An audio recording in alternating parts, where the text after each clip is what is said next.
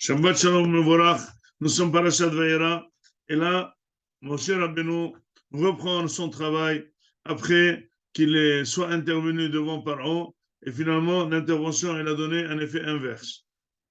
L'intervention de Moshe a provoqué que Paro a doublé la mise des travaux, et donc il a vraiment déçu les bénis Israël qui avaient beaucoup d'espérance, et ils lui ont dit, on ne veut plus que tu te mêles. On ne veut plus que tu te mêles d'aller chez Paro. Finalement, tu es quelqu'un qui bégaye, tu es quelqu'un qui ne sait rien, et tu nous as promis que tu vas amener à la réduction du travail ou à son arrêt. Au lieu d'amener ça, tu as amené vraiment un doublement. On ne veut plus que tu te mêles. Et là, mon cher Rabbeinu se lamente devant Akadosh Baruch Hu, il dit, mais finalement, pourquoi tu m'as envoyé? Tu m'as envoyé pour alléger les travaux à Israël. On voit que c'est le double maintenant. Comment je vais faire? Il ne me croit plus. Il lui a dit à Akadosh Baruch Hu, c'est maintenant que la délivrance va commencer. Demande les Mefarshim, c'est quoi maintenant? Maintenant, c'est maintenant que la délivrance va commencer. Mais d'accord, mais pourquoi mon cher Rabbeinu a été envoyé le premier à amener de mauvaises nouvelles, à amener le doublement des travaux? C'est ça la question. Quelle est la réponse à cette question? De lui dire, maintenant tu vas voir. Et là, disent les Mefarshim, dit le Ran, que Moshe Rabbeinu, a été choisi pour 3 qualités. Une des meilleures qualités qu'il a, c'est qu'il est l'homme le plus modeste du monde. Anav. Anav me'od. Mikol Adam. Asher al pene Adama. Anav me'od. Mikol Adam. Asher al pene Adama. Humble. Deuxièmement, c'était pas quelqu'un qui savait faire des discours, c'était un bégayeur. Pour dire un mot, il fallait un an.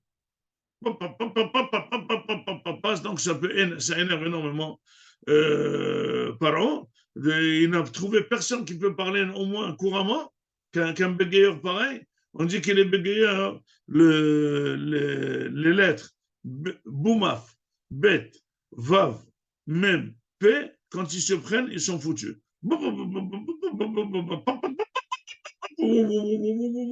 Ça, c'est automate Boumaf. Au dire de Boumaf, les bégayeurs, ils sont pris. Or, il devait commencer par dire pas code, pas katir. Alors, après avoir dit le mot pas code, c'est une musique. Donc, à Kadosh a envoyé quelqu'un qui bégaye, on va expliquer pourquoi. Et il a envoyé quelqu'un qui était soupçonné, ou disons, pas soupçonné, mais disons qui devait avoir la main forte dans la maison de Paro. Pourquoi? Parce que c'est un adopté de Paro. Paro, c'est lui qui l'a éduqué. La fille de Paro, c'est elle qui l'a pris de l'eau. Donc finalement, il connaissait les ministres. Il a grandi dans les ministères. Donc, ils ont dit, si Moshe Rabbeinu va aller nous sauver, c'est lui la bonne adresse. Qu'est-ce qu'il a fait à Kadosh Baruch Hu? Il a pris un bégayeur, comme ça qu'il ne peut pas dire lui-même, c'est grâce à mes discours que j'ai bien parlé à Paro. Il a amené Paro, il a amené Moshe à Paro. Au lieu d'amener des bonnes nouvelles grâce au piston, il a amené de très mauvaises nouvelles. Et là, Torah Israël, ils vont dire, Moshe ne vaut rien.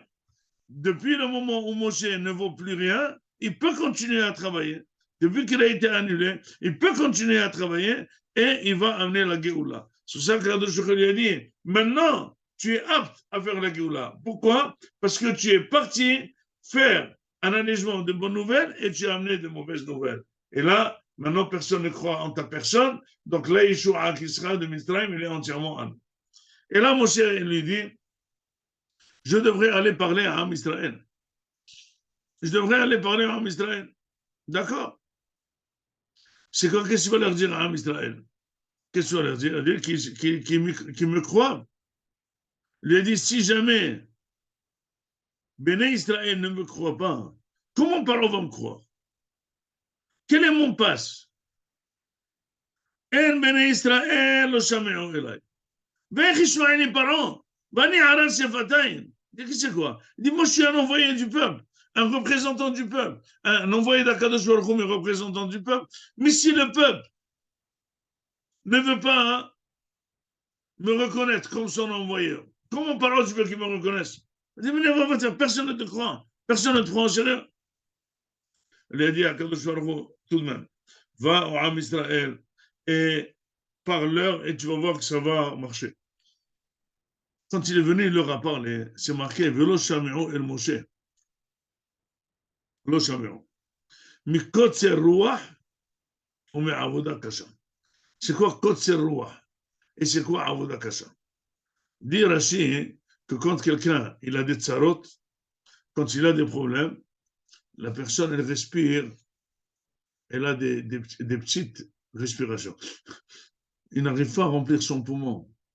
Quelqu'un qui a des agots, qui a des tsarot, quelqu'un qui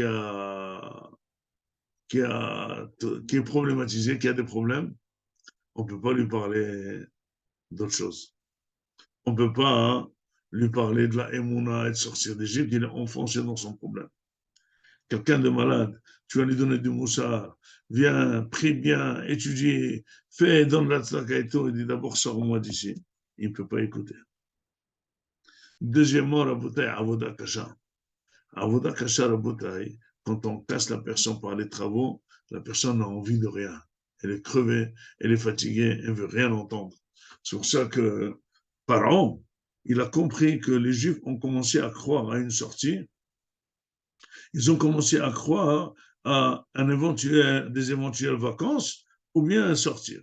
Il a dit, si jamais il parle de ça, c'est que le travail n'est pas très fort. Double-leur le travail,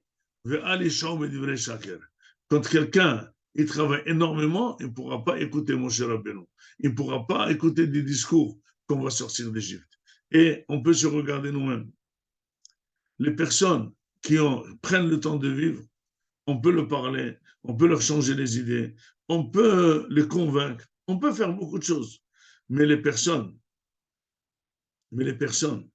qui travaillent très dur, tu ne peux même pas placer ton mot. Les personnes à problème, les personnes problématisées, les personnes qui prennent les choses très dures, tu ne peux pas placer ton mot. Tu ne peux pas dire que tu as raison, tu peux dire que tu n'as pas raison, tu ne peux pas dire que tu aurais pu faire, tu ne peux rien dire. Pourquoi? Parce qu'ils sont fermés par leurs problèmes. Leur ego les remplit entière, ils ne sont pas disposés à écouter. Et c'est pour ça que Akadosh Baruch Hu devait faire des miracles énormes en Égypte, énormes, changeant toute la nature, pour pouvoir ramollir cette muraille. Il a arrêté le travail des Juifs en Égypte pour qu'ils puissent écouter. Et c'est là que le processus de la Géoula a commencé, que Paro est rentré dans le jeu, et on a commencé dans le Tzfardé Akinim, Arov de Versailles, et c'est là qu'on s'est préparé à la Géoula. C'est pour ça, la bataille, que chacun doit se juger. Est-ce que vraiment il prend le temps de vivre? Est-ce qu'il ne travaille pas trop dur? Est-ce qu'il ne consomme pas ou consomme pas toute sa vie dans les efforts de vivre? Et finalement, quand il voudra vivre, il n'y aura plus de vie. Est-ce qu'il fait tous les efforts pour le futur et il ne profite pas du tout au présent? Il n'a ni smahot, il n'a ni evel, ni deuil, ni joie, ni rien du tout. Toujours il travaille, toujours il est occupé par son problème, toujours par son ego. Finalement, il n'est rien.